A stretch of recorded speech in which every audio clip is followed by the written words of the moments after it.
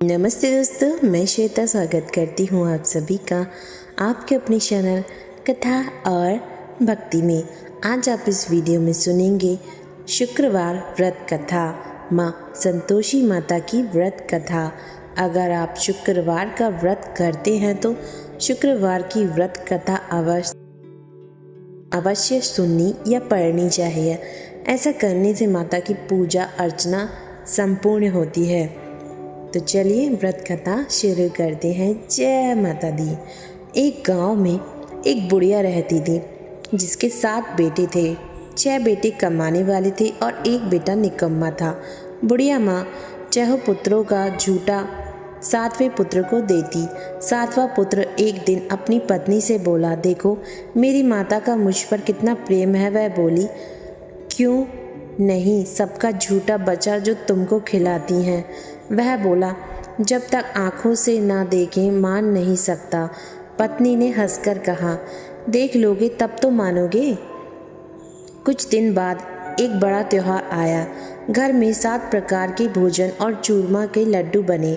वह पत्नी की बात को जांचने के लिए सिर दर्द का बहाना बनाकर पतला कपड़ा सिर पर ओढ़कर रसोई में जाकर सो गया और कपड़े में से सब देखता रहा। 6 भाई भोजन करने आए। उसने देखा कि माँ ने उसके लिए सुंदर सुंदर आसन बिछाए, 7 प्रकार की रसोई परोसी और आग्रह कर करके उन्हें भोजन कराती रही। वह देखता रहा। 6 भाई भोजन कर उठ गए। तब माँ ने उनकी 5 थालियों में से लड्डुओं के टुकड़ों को उठाकर एक लड्डू बनाया। जूठन साफ कर माँ ने उसे पुकारा, उठ बेटा उठ, तेरे भाइयों ने भोजन कर लिया, तू भी उठकर भोजन कर ले। उसने कहा, माँ मुझे भोजन नहीं करना, मैं परदेश जा रहा हूँ। माता ने कहा, कल जाना हो तो आज ही जा। वह बोला, हाँ हाँ जा रहा हूँ। यह कहकर वह घर से निकल गया। चलते समय उसे पत्नी की याद आई। वह गौशाला में कंडे थाप रही थी। वहाँ जाकर वह बोला, मेरे पास तो कुछ नहीं है, यह अंगूठी है सो ले लो और अपनी कोई निशानी मुझे दे दो। वह बोली, मेरे पास क्या है, यह गोबर भरा हाथ है। यह कहकर पत्नी ने उसकी पीठ पर गोबर के हाथ की थाप मार दी। वह चल दिया। चलते चलते दूर देश में पहुंचा। वहाँ एक साहूकार की दुकान थी। वहाँ जाकर बोला, सेठ जी मुझे नौकरी पर रख लो।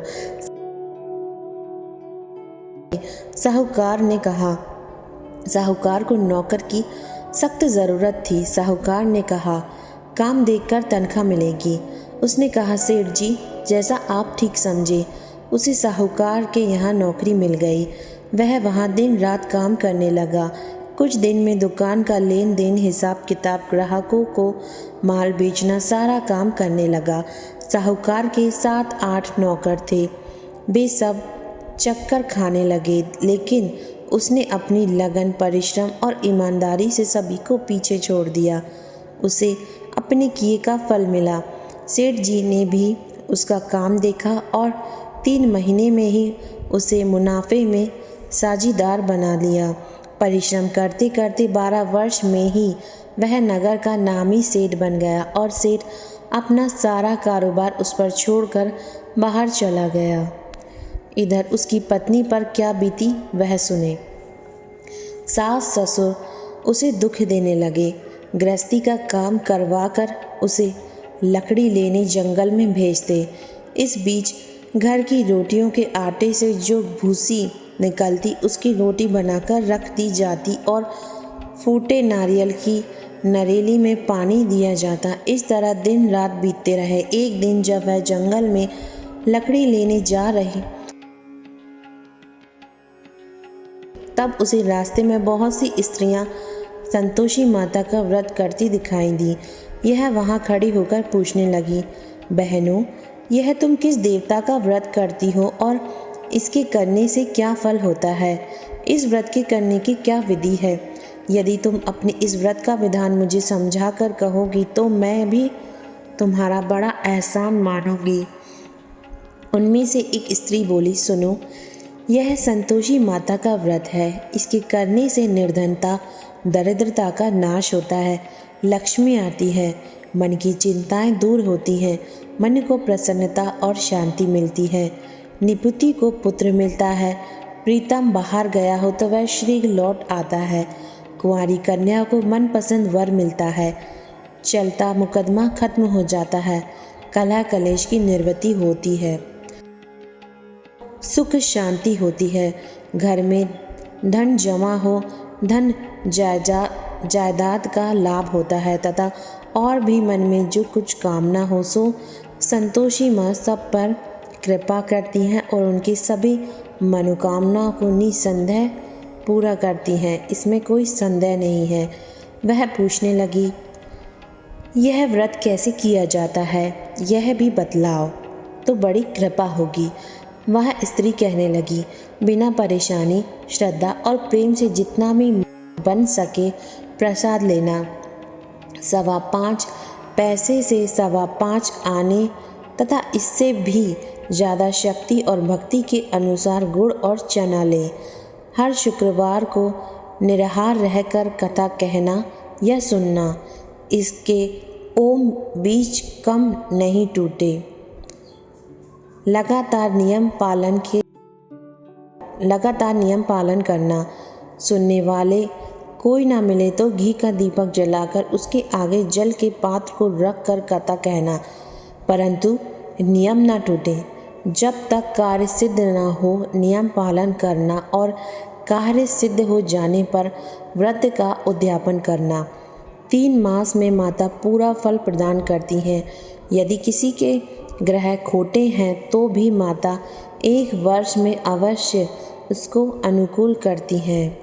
कार्य सिद्ध होने पर ही उद्यापन करना चाहिए, बीच में नहीं।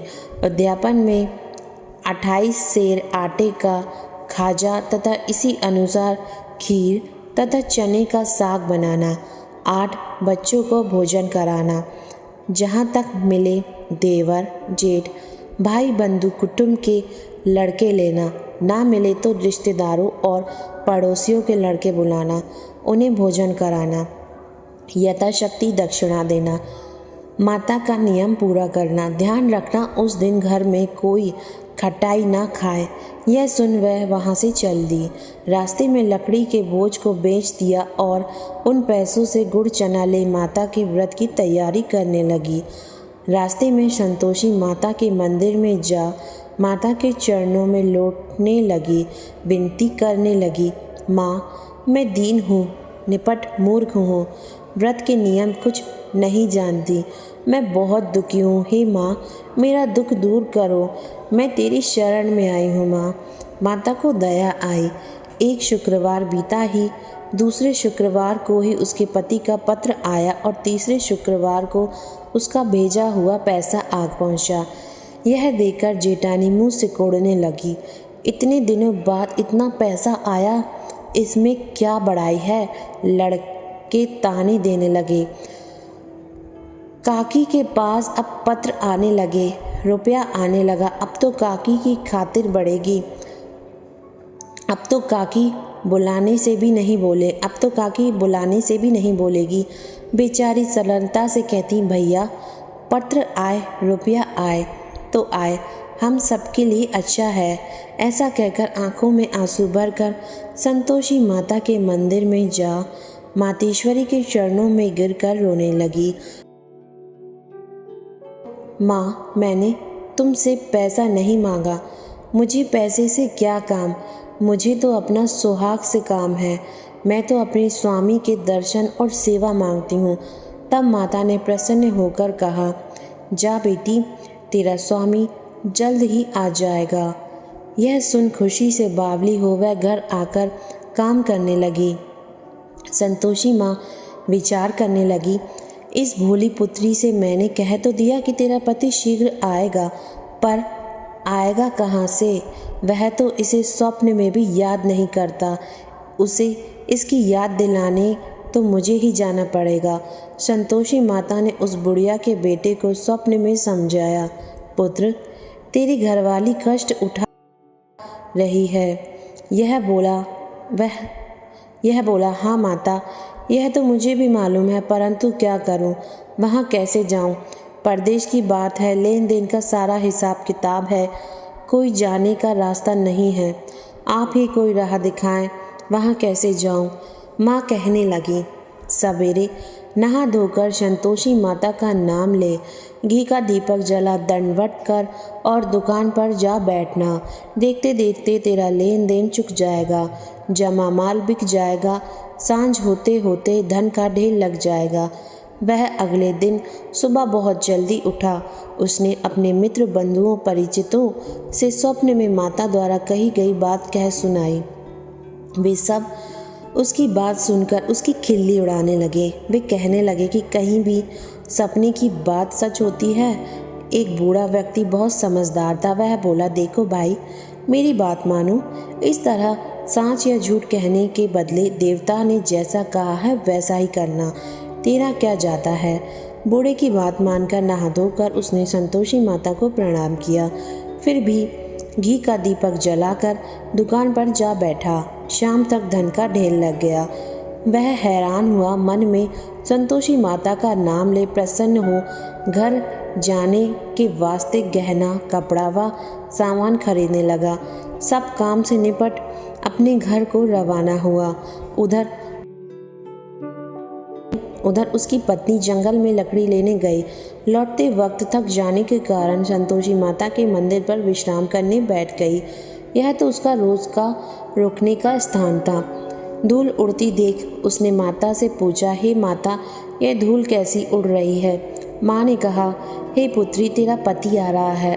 अब तू ऐसा कर, लकड़ियों के 3 बोझ बना, एक नदी के किनारे रख, दूसरा मेरे मंदिर पर और तीसरा अपने सिर पर रख।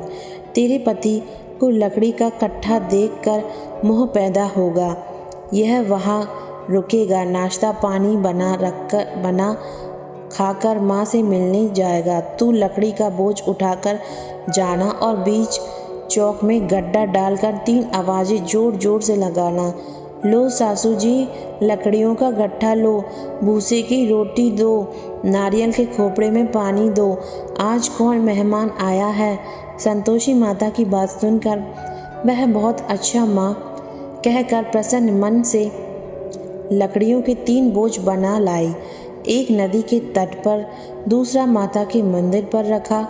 इतने में ही मुसाफिर वहाँ आ पहुँचा। सूखी लकड़ी देख उसको इच्छा हुई कि अब यहीं विश्राम कर ले और भोजन बनाकर खा पीकर गांव चले। इस प्रकार भोजन कर विश्राम कर वह अपने गांव में आ गया। उसी समय बहू सिर पर लकड़ी का गट्ठा लिए आई। उसने गट्ठा को आंगन में डाल जोर से 3 आवाज़ें लगाईं। लो सासू जी, लकड़ी का गट्ठा लो, भूसे की रोटी दो, नारियल के खोपड़े में पानी दो, आज कौन मेहमान आया है? यह सुनकर सास ने अपने दिए हुए कष्टों को बुलाने के लिए कहा, बहू, तू ऐसा क्यों कहती है? तेरा मालिक ही तो आया है। बैठ, मीठा भात खाकर कपड़े गहने पहन। पत्नी की आवाज़ सुनकर उसका स्वामी बाहर आया और उसके हाथ में पहनी अंगूठी देख व्याकुल हो गया। उसने माँ से पूछा, माँ, यह कौन है?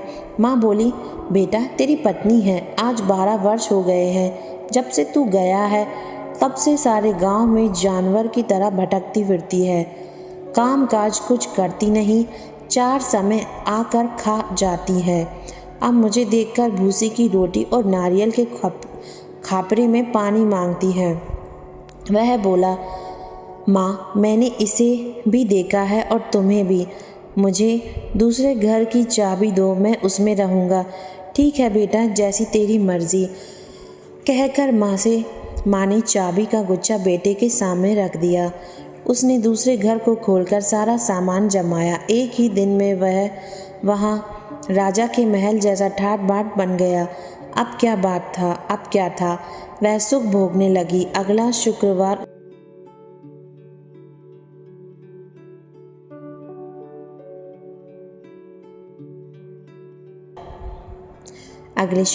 उसने पति से कहा, मुझे संतोषी माता के व्रत का उद्यापन करना है। पति बोला, बहुत अच्छा, खुशी से करो। वह उद्यापन की तैयारी करने लगी। जेठ के लड़कों को भोजन के लिए कहने गई। उन्होंने मंजूर किया, परंतु पीछे से जेठानी ने अपने बच्चों को सिखलाया, देखो रे, भोजन के समय सब लोग खटाई मांगना, जिससे उसका लड़के भोजन करने आए।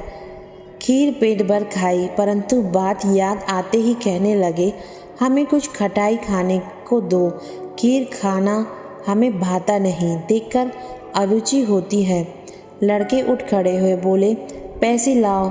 बोली बहू कुछ जानती न थी, उसने उन्हें पैसे दे दिए। लड़कों ने बाजार जाकर उन पैसों से इमली खरीदी और खाई।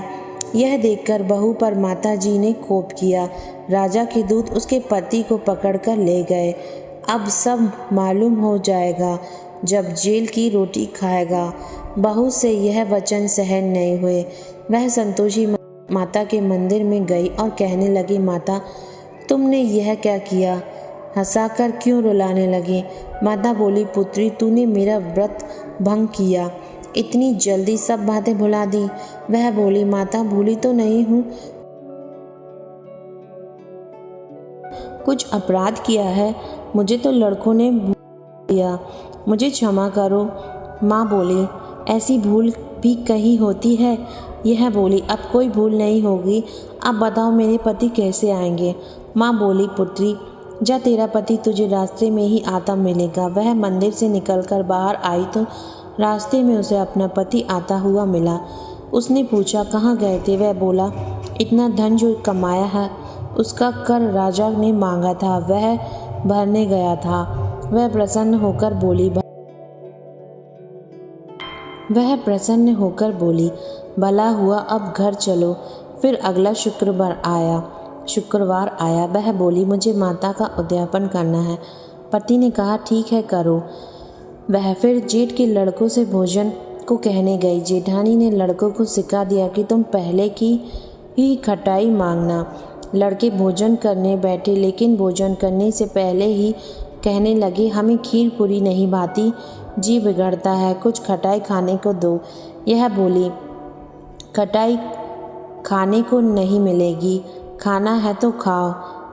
उनके उठकर चले जाने पर उसने ब्राह्मणों के लड़के बुलाकर भोजन करवाया।